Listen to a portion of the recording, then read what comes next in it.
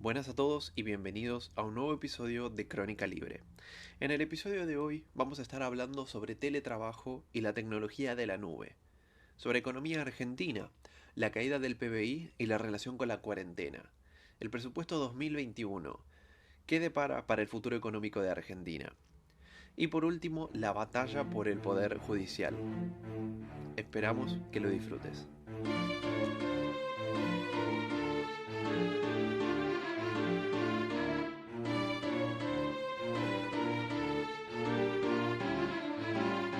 Hola, soy Nicolás Venezuela y hoy vamos a hablar de la adaptación tecnológica de las empresas en el periodo de pandemia, tanto de las empresas como del mundo particular.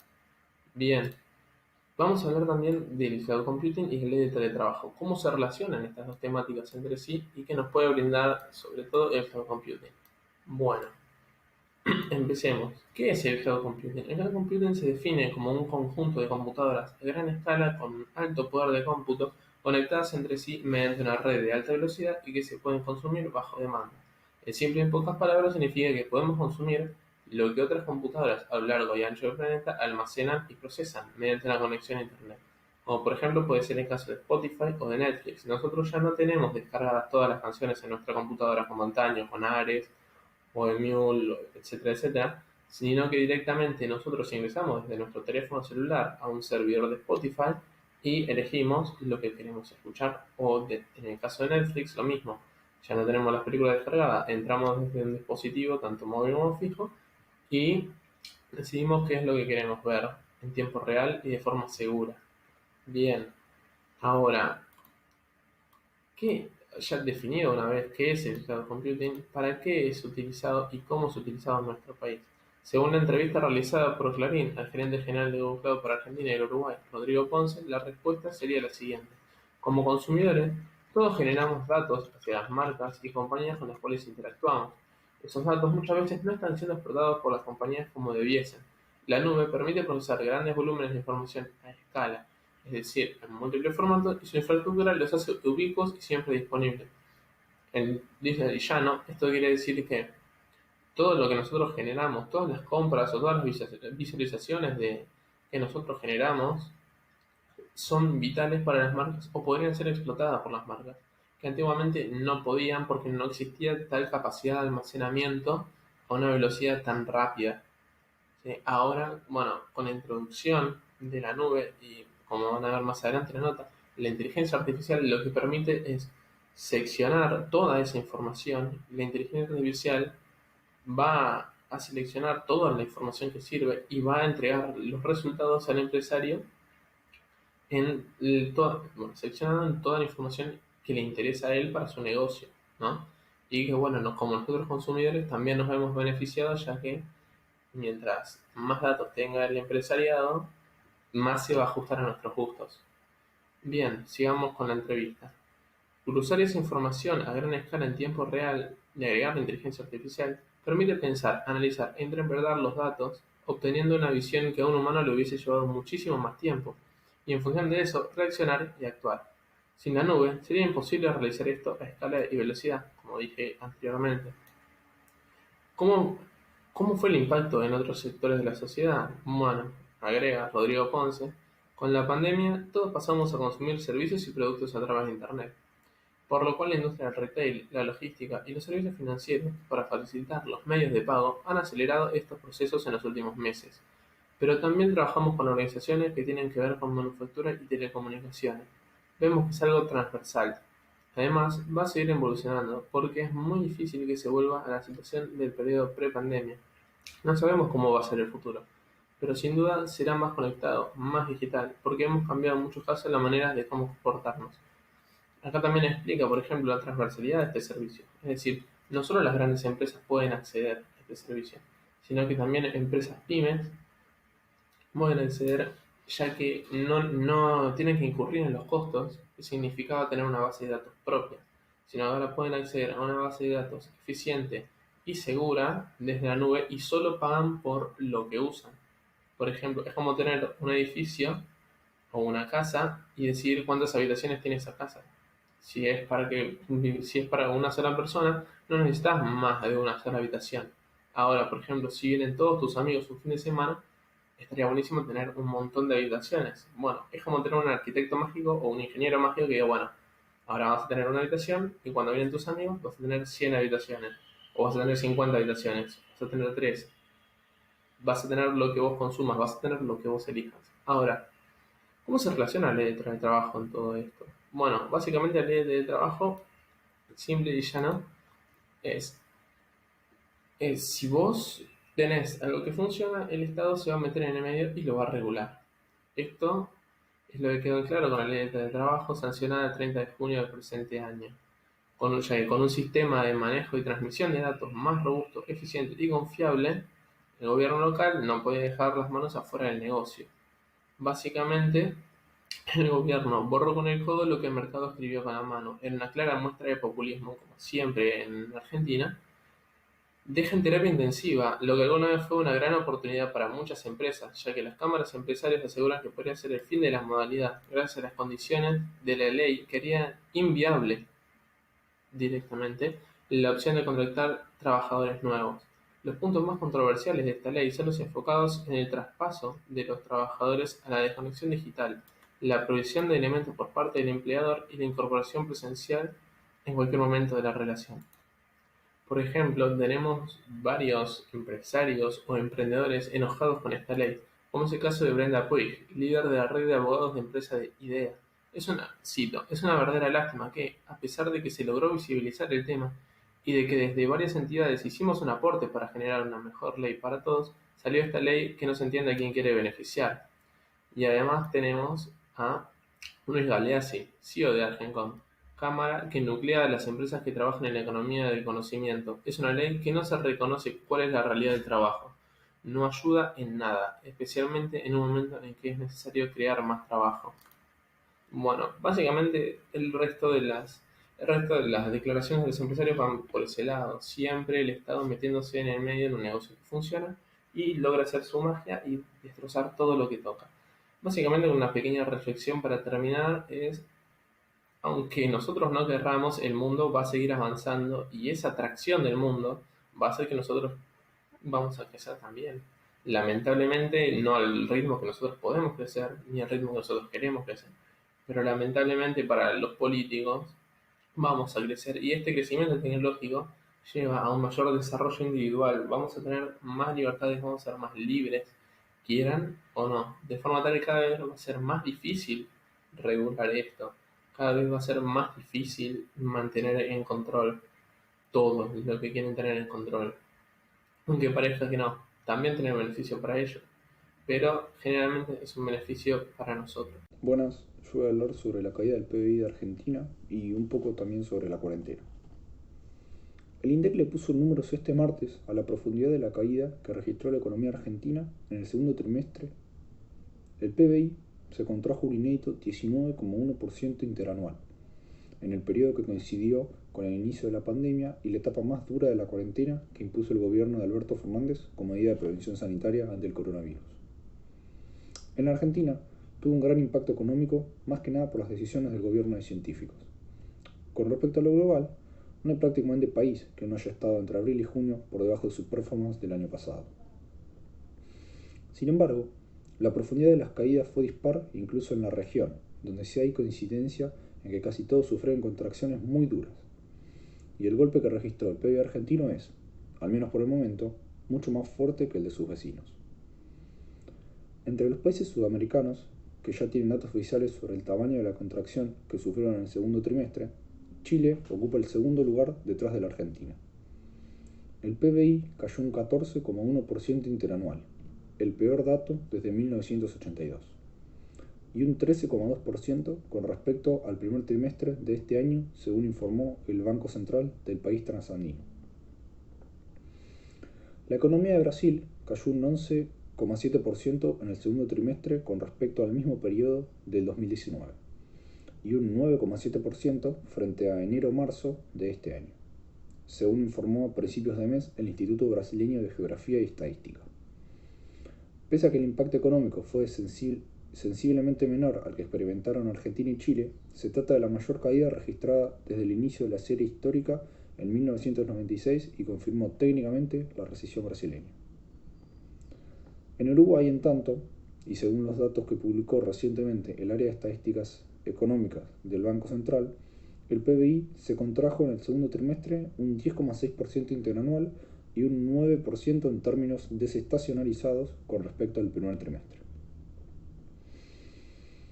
Ahora, con respecto a la cuarentena, el primer impacto que quiero resaltar lo hago desde el plano moral. Me gustaría dejar bien en claro que la cuarentena obligatoria es un delito que la casta política perpetúa desde el Estado contra el derecho natural del ser humano, atentando contra el derecho de cada individuo a su persona, al uso de su primera propiedad, el cuerpo, su energía y al usufructo de su trabajo, impidiendo así que las personas se hagan de los medios, bienes y servicios, para alcanzar sus fines, sobrevivir, vivir, desarrollarse y progresar. Entendiendo esto, se visualiza que el aislamiento atenta contra lo que dice proteger, es decir, contra la vida misma. El aislamiento social, preventivo y obligatorio viola la moral y la ética, porque el Estado está utilizando la violencia física solo en forma ofensiva y no lo hace defensivamente como respuesta a una agresión previa de parte de los individuos. Además, el Estado utiliza dicha violencia ofensiva por las dudas, metiendo a todos en la misma bolsa, intentando prevenir una amenaza o daño potencial que no solo no es certero, sino que es impreciso y futuro. Se están violentando los derechos naturales de los individuos sanos. Adicionalmente, el COVID-19 tampoco produce un daño certero y mucho menos uniforme, palpable, inmediato y directo, que son las condiciones previas y necesarias para poder responder con violencia. En este sentido, es claro que un enfermo puede no contagiar o puede generar diferentes tipos de contagios, asintomático, cuadro leve, cuadro complicado o de muerte. Y como si todo esto fuera poco, la cuarentena obligatoria crea dos clases diferentes de personas ante la ley, es decir, ciudadanos de primera y ciudadanos de segunda. Los primeros son aquellos que la fatal arrogancia de los políticos ha elegido como esenciales.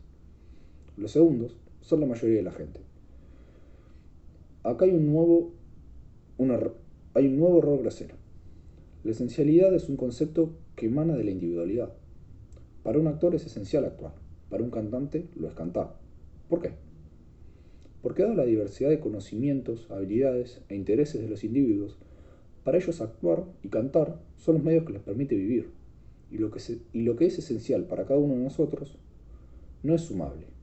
Ergo, no existe lo esencial desde lo colectivo. Claramente, el fenómeno de la pandemia del COVID-19 es inédito, y por tanto no existen recetas probadas en el mundo para atenuar los inevitables prejuicios, no solo en lo que respecta a la salud de las personas humanas, sino también jurídicas, como las empresas. Argentina, a diferencia de la mayor parte de los países, carece de instituciones sólidas y por lo tanto de instrumentos monetarios, fiscales, financieros y cambiarios. Todos los países desarrollados han salido a hacer política fiscal y política monetaria expansiva, es decir, aumentar el déficit fiscal y expandir la cantidad de dinero. ¿Cómo financian el aumento del gasto? Con colocación de deuda. En épocas de crisis, en los países desarrollados los agentes privados se refugian en papeles de deuda soberana, ya que perciben que estos activos son los más seguros. Esto provee financiamiento a bajo costo para el sector público. Por otro lado, también pueden financiar el aumento del gasto con emisión monetaria. El fenómeno es parecido. En crisis, los agentes privados aumentan su demanda de dinero en efectivo, es decir, quieren más moneda emitida por sus bancos centrales. En consecuencia, los bancos centrales pueden expandir la oferta monetaria sin generar pérdida del poder adquisitivo del dinero, o sea, inflación. En pocas palabras, los países desarrollados aplican medidas expansivas porque tienen con qué hacerlo y porque los costos de hacerlo son reducidos. Ahora bien, si hay un país en el mundo que no puede hacer nada de esto, es Argentina. ¿Por qué?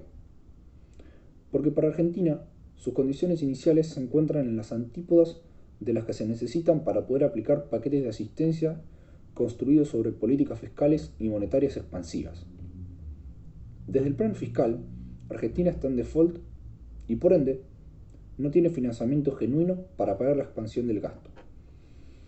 En este contexto, el gobierno tiene que pagar todo el incremento del déficit fiscal con expansión monetaria. Y acá está el problema, porque la Argentina tampoco tiene las condiciones dadas para hacer esto. La Argentina no puede financiar déficit con emisión monetaria, porque los argentinos tenemos repudio por los pesos que emite el Banco Central por cuenta y orden de la casta política. En Argentina, la demanda de dinero cae y seguirá cayendo. Con caída de la demanda de dinero, el poder adquisitivo del peso caerá aún sin que el Banco Central emita. Es decir, habrá más devaluación del peso y aceleración inflacionaria aún sin que el central emita. Menor poder adquisitivo del peso será menos ahorro, inversión, producción, empleo, peores salarios, menos consumo y más pobreza. En este marco, queda claro que la Argentina no tiene las condiciones macro, fiscales y monetarias para aplicar las recetas económicas puestas en práctica en los países vecinos, Europa, Estados Unidos u otros países desarrollados. Ninguno de estos países está en default como nosotros, ni tampoco tiene repudio por su moneda. En este marco, y desde un enfoque utilitarista, Argentina nunca debió haber aplicado un cierre de su economía en una cuarentena obligatoria, aplicando las mismas recetas que pusieron en práctica otros países. El país terminará pagando costos macro, micro, económicos y sociales que ninguno de los otros países afrontará. Parados a finales de 2021, el desempeño del PBI se ubicará entre los peores del mundo, a lo largo de la tendencia de todo el periodo 2020-2021, como ya estamos viendo. En ningún otro país la caída punta a punta de PBI per cápita será tan fuerte, la moneda habrá perdido tanto poder adquisitivo y la pobreza habrá aumentado tanto. Buenas a todos, mi nombre es Hernán Torres y hoy les voy a estar hablando sobre el presupuesto 2021 para la Argentina. El gobierno le presentó el proyecto de presupuesto para el 2021 al Congreso que se tomó una pausa entre sus actividades sexuales que estaban haciendo en las sesiones virtuales y justamente pudieron hacer esta presentación. ¿Qué características tiene el presupuesto 2021? Aumento de impuestos en las alícuotas de los impuestos y aumento significativo del gasto público. Todo lo que esperábamos de este tipo de gobierno con tinte autoritario. Supone un aumento considerable en las alícuotas de todos los impuestos que representan el grueso de la recaudación de las arcas públicas. Esto fue porque el gobierno ya se vio presionado a equilibrar las arcas y el peso para poder generar ese intento de equilibrio recae, por supuesto, únicamente en el sector privado. Porque el ajuste no se hace en el sector público, nunca el dueño del palo no se pega con el palo. Según previsiones, la presión impositiva va a alcanzar el 24,8% del PBI.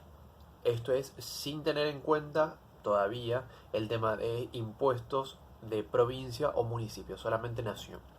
Sería una subida del 0,8%, pero solo a costa del sector privado. Principalmente el aumento de los impuestos recaería sobre la clase media. El proyecto tiene tres características principales. Uno es un tinte de clausura comercial, nada bueno. Otro son objetivos de sustitución de importaciones, algo bastante conocido acá en Argentina. Y otro también conocido, el aumento al tributo a las exportaciones. Estas últimas dos medidas son medidas bastante proteccionistas. Para quien no sepa, el proteccionismo es eso que cuando vos querés comprar el producto X que sea afuera, una computadora, unas zapatillas, no te permiten hacerlo y te obligan a elegir un producto que sea producido localmente. Por ejemplo, en Argentina, en Tierra del Fuego. Generalmente se producen ahí. ¿Cómo funciona esto? Te cobran más plata te sacan plata a vos para que se pueda crear el producto o ensamblar el producto dentro del país, y ese producto lo compras cuando lo vas a pagar más caro de lo que hubiera salido si lo compras directamente de afuera. O sea, no tiene beneficio por ningún lado, es malísimo. Y genera que las personas tengan que gastar más plata en un producto en vez de lo que hubieran ahorrado comprándolo directamente desde el lugar donde se produzca, y tendrían más plata para seguir invirtiendo en otro tipo de producto o lo que quiera hacer con su dinero cada persona. Está contemplado las medidas estas, que ahora voy a contar un poquito más, con un crecimiento del 5,5%, crecimiento del 5,5% comparado con lo que haya sido este año, que es de crecimiento. Y también está contemplado con un dólar a 101 pesos. 101 pesos. Esto, por supuesto, no tiene en cuenta las devaluaciones que están implícitas dentro de los impuestos que se cobran al dólar, al cambio. Esto es lo que hablamos la semana pasada, que el dólar en Argentina tiene dos impuestos. Tiene impuesto país, que es del 30%, y se le sumó ahora el impuesto a las ganancias, que es del 35%. O sea, son 65% de impuestos por cada dólar que querés comprar. Es una locura. Y esto sería 166,65 el dólar que tienen planificado para fin del año que viene. Es algo exageradamente optimista y no es para nada serio. Después, hay ciertos puntos a tener en cuenta. El tema de retenciones. Para las retenciones se espera un incremento del 54,2% en la recaudación por el derecho de exportaciones. Es una locura. Esto se tiene planteado con una inflación del 28%. De vuelta, no es serio. No es serio plantear una inflación del 28% con el tipo de medidas económicas que estamos teniendo y con las que están proponiendo. Y esto sería, o tiene planificado, una recaudación del 1,5% del PBI. Los impuestos por exportación con este tipo de ideas podrían llegar hasta ser hasta el 14% del valor de la exportación. 14% del valor de la exportación. Y esto viene creciendo en los últimos años. En 2018 era el 5,4%, 2019 era el 10,6%, en 2020, este año, es el 12%. Cada vez es más. Cada vez se va a poder exportar menos, cada vez se va a poder importar menos, porque subís un impuesto en uno y afectas a los dos. Importaciones. Se prevé un aumento del 52,9%. También es un montón. Serían 286.217 millones, lo que para el año que viene, que es un 0,07% del PBI. Esto tiene tinte o una índole proteccionista. De vuelta, el proteccionismo es eso que te obliga a comprar cosas más caras solamente por el hecho de que sean hechas en tu país, en este caso Argentina, cuando podrías comprarlas más barata directamente desde afuera y podrías seguir comprando más cosas porque te sobró plata. Por eso tendría un índole proteccionista y no recaudatorio, solamente para impedir que compres cosas desde afuera, no para recaudar. Bienes personales. Se prevé aumento del 13,4%, serían 173.500 millones. Impuesto a la riqueza. No está dentro de la proposición del presupuesto para 2021, pero ya se estuvo planteando por afuera, es algo que se habló y que el partido oficialista lo defendió muy fuertemente. Es algo peligroso, así, pero no es algo que podamos descartar todavía porque fue muy defendido por el oficialismo y es probable que lo volvamos a escuchar y que lo puedan llegar a terminar metiendo por la fuerza, como nos tiene acostumbrado a este tipo de gobiernos. Impuesto a las ganancias. Esto es lo más fuerte de recaudación, sería de 1,4 billones y sería la idea de aumentar 38,8% el impuesto. Es mucho. Impuesto a las ganancias actualmente es del 35%. Si lo querés aumentar más, solamente con un impuesto te sacan el 35% de lo que ganas. 35%. Impuestos internos. También bastante, son 187.102 millones para el año que viene, lo que tienen planificado recaudar, que sería aumentar el 25% esos impuestos. Impuestos a combustibles y al dióxido de carbono, emisiones. 286.217 millones sería aumentar los 52,9%. Es mucho las cosas que están aumentando. Y el impuesto país. El impuesto país es la estrellita que vienen utilizando.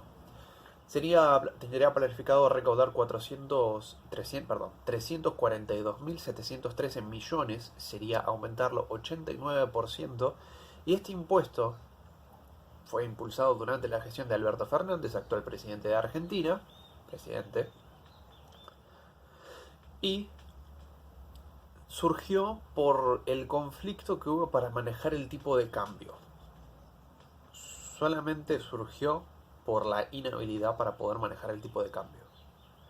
Estas son las previsiones que están preparadas para el año que viene. O sea, se viene un año que viene, se viene un 2021 muy complicado, con muchísimos impuestos, muchísimos aumentos de impuestos. Acuérdense que tenemos más de 160 impuestos y acá he nombrado un par nomás. Un par nomás en medidas generales y tienen planteadas muchas ganancias para seguir sacando. Buenas gente, ¿cómo andan? Mi nombre es Jack Kramer y hoy les voy a contar todo lo que necesitan saber sobre la arremetida oficialista contra el Poder Judicial. Antes de comenzar, haré un breve resumen para quienes no estén familiarizados con el importante y reciente caso de intromisión del Poder Legislativo y Ejecutivo en el Poder Judicial. El miércoles 16 de septiembre a las 19 horas fue aprobado en el Senado con 41 votos a favor la remoción de 3 jueces que investigan a Cristina Fernández de Kirchner, la vicepresidente de la Nación.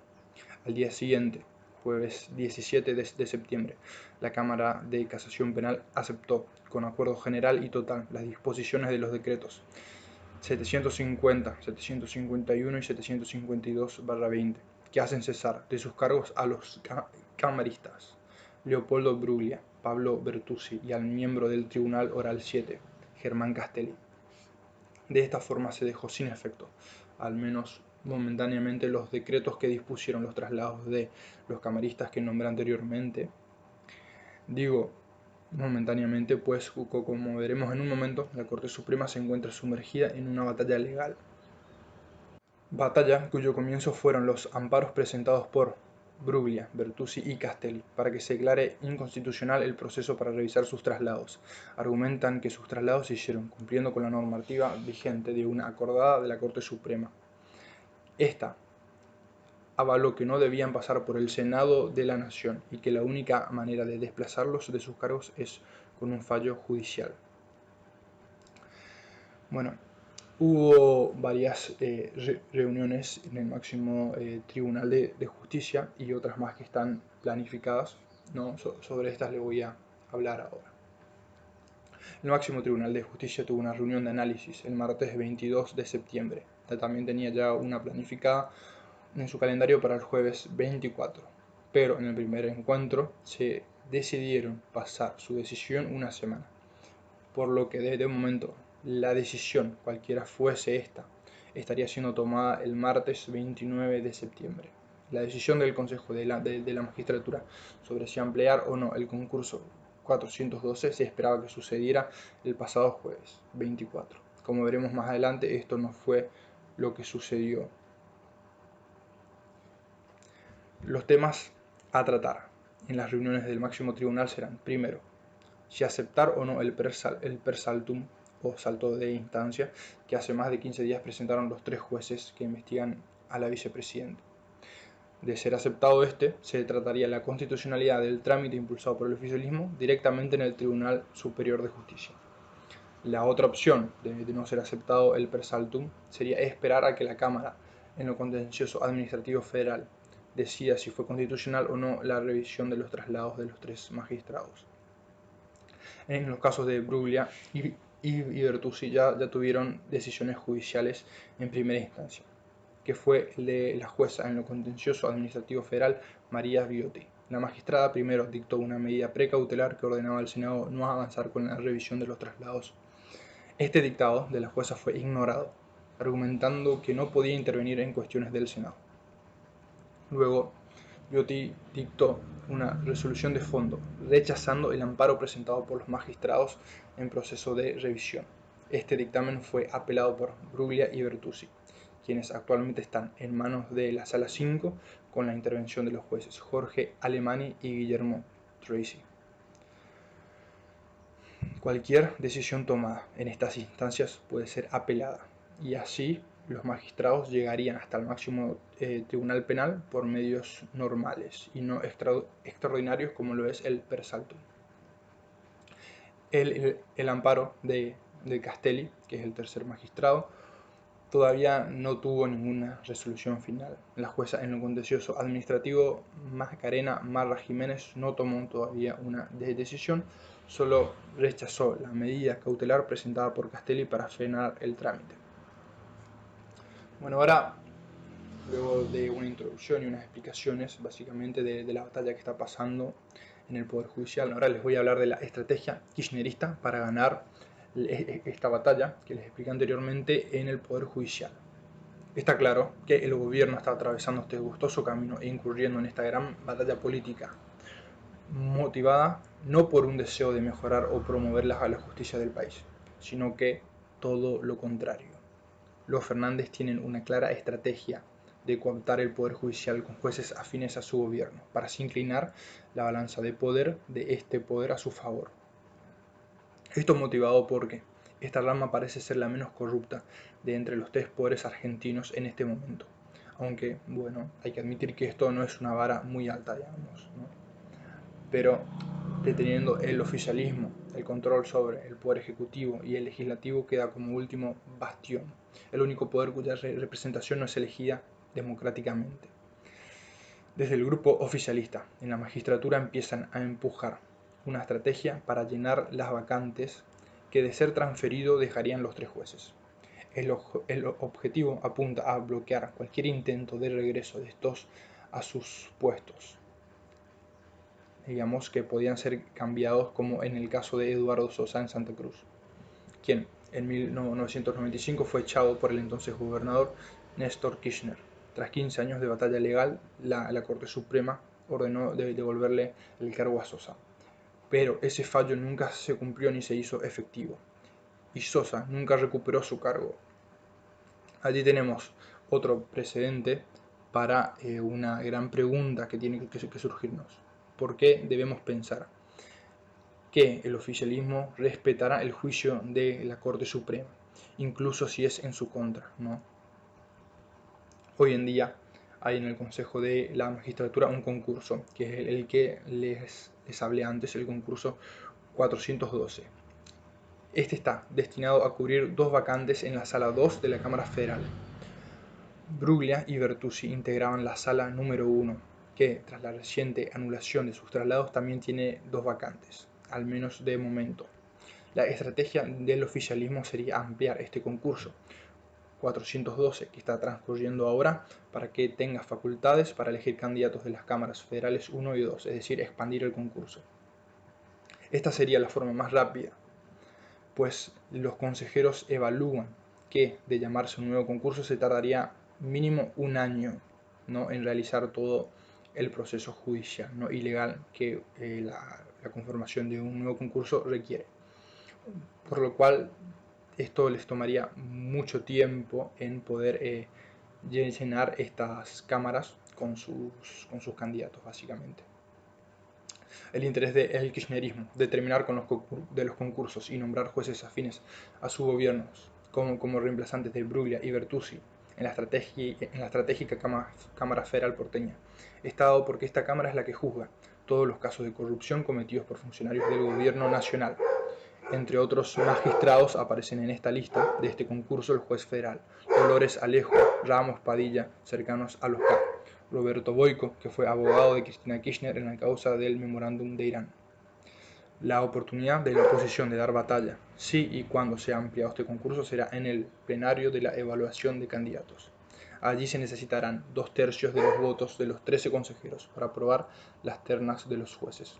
Por ahora la oposición y el oficialismo están empatados con 6 votos. Entonces sería definitivo el voto oscilante de Camayo, quien en este momento está siempre con el oficialismo. Cabe agregar que el jueves 24 de septiembre, fecha que en la introducción nombré, fecha muy importante como les voy a explicar ahora.